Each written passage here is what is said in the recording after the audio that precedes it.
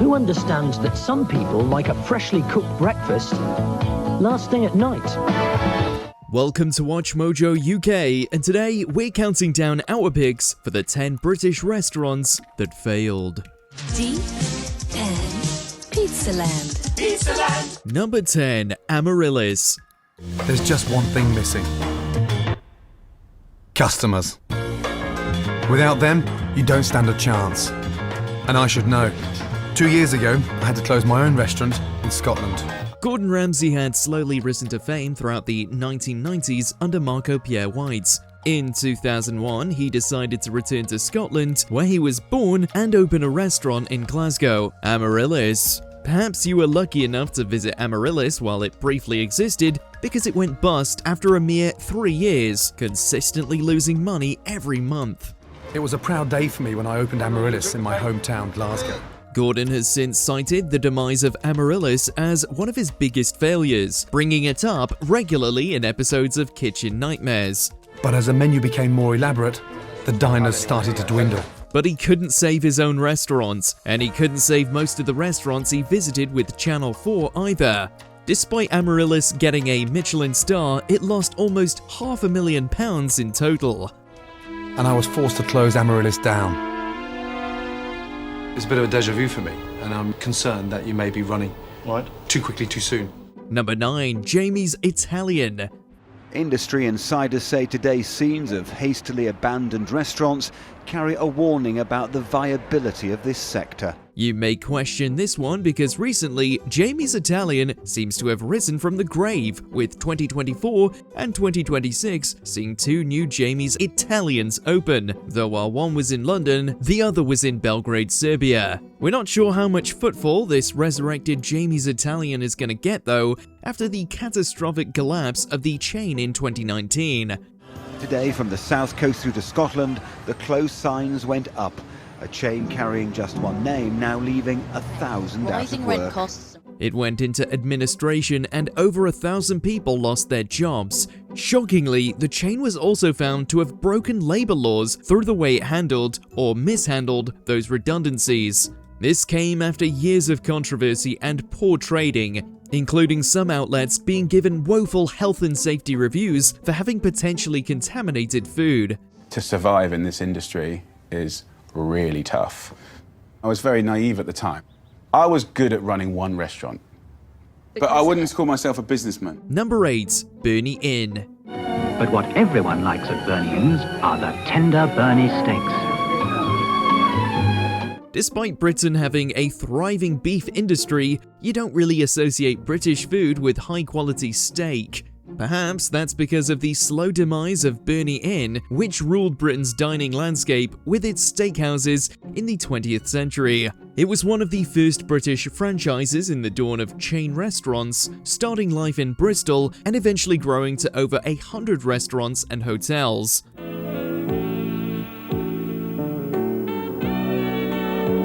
But it wasn't to last. Though the chain remained successful, it was sold in 1995 and then converted into Beefeaters.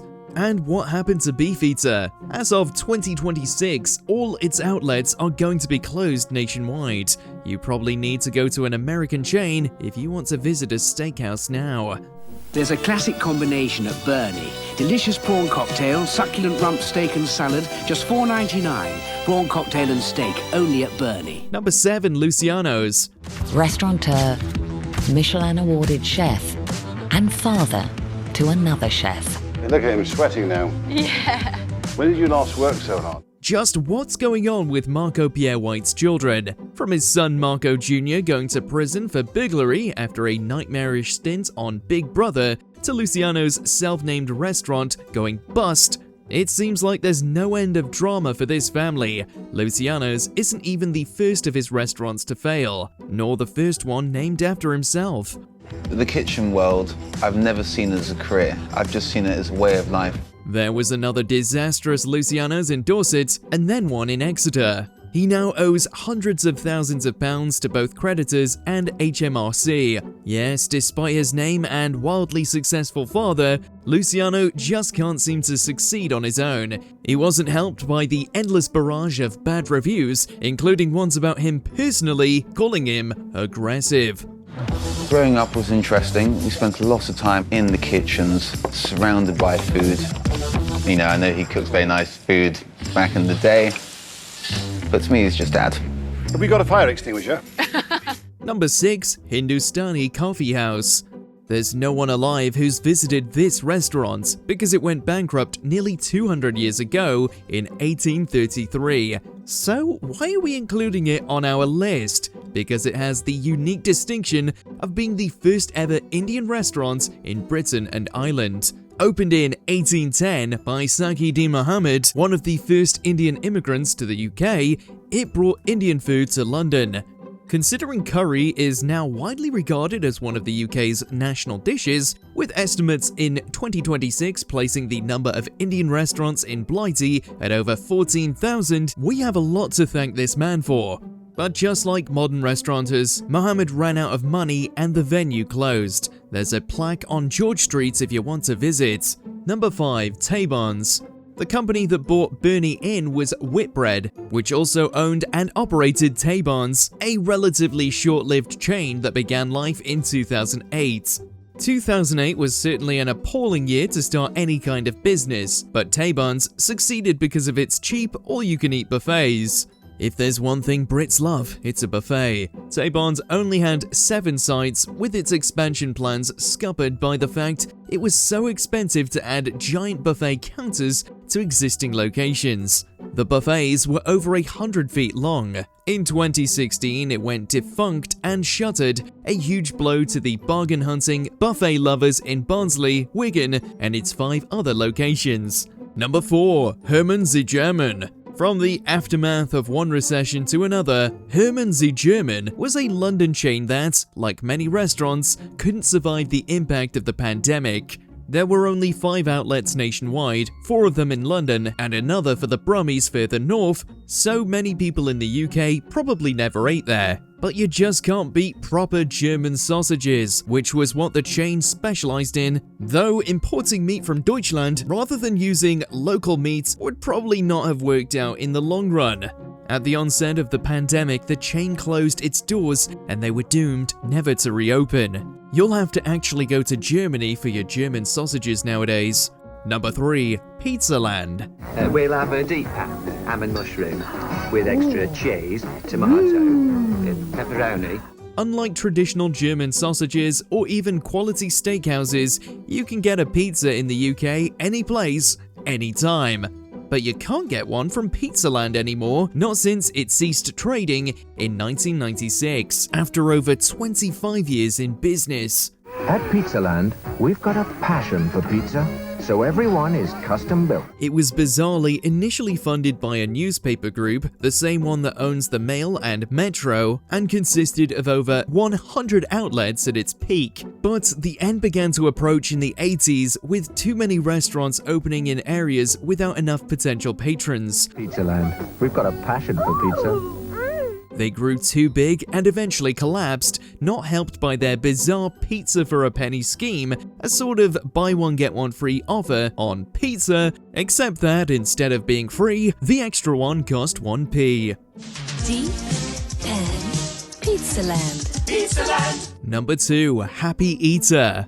We are about to witness the amazing effect that Happy Eater family restaurants seem to have on people. Devised as a competitor with another popular roadside chain restaurant we'll get to in a moment, Happy Eater had one thing that set it apart: a popular children's play area, making it a huge draw for families. Unfortunately, even a play area couldn't save it, nor could its mission statement of building a restaurant at every junction of the A1. What's this? Happy Feet. Does this mean Mum is enjoying her chicken salad, knowing that everything is really clean? It was a success, so much so that it was eventually bought by Granada. Bizarrely, the trademark is now owned by a company in Kuwait, who could potentially revive the brand if they wanted to. The demand for hot food at Britain's roadsides is now being filled by lounges, which opened its chain of Brightside franchises in the early 2020s. In fact, there's good food for everybody at the Happy Eater. And as for value for money, what better proof of happiness could you ask for? Number 1. Little Chef.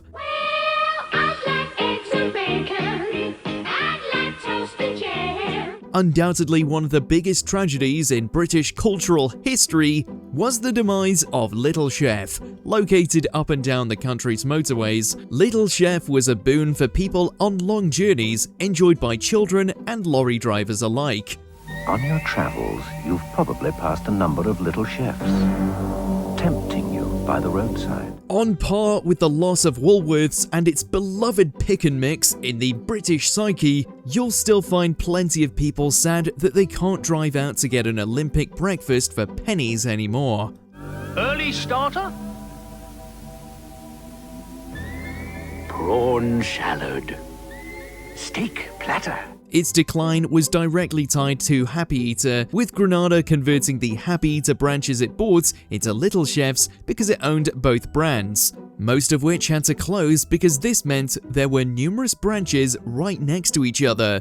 It went defunct in 2018. Little Chef's 2-course meal deal, only $5.99. No, that's right up my street. Let us know in the comments whether you remember eating at any of these restaurants.